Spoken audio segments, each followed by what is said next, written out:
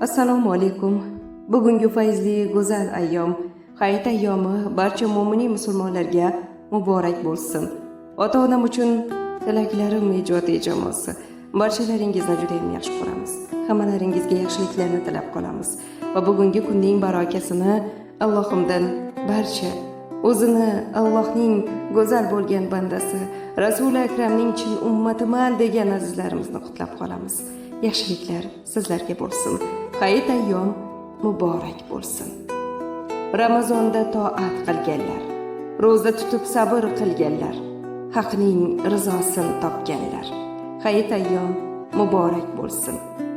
Gunohiga tavba qilganlar, haqdan qo'rqib yoshin to'kkanlar, rahmatidan umid etganlar.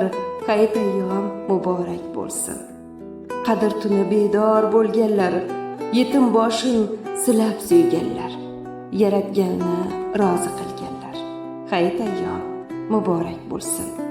Bemorlardan xabar olganlar, muhtojlarni holini so'rganlar, zakotlarni ado etganlar. Hayit ayyom muborak bo'lsin. Barchalaringizni chin yurakdan tabriklaymiz.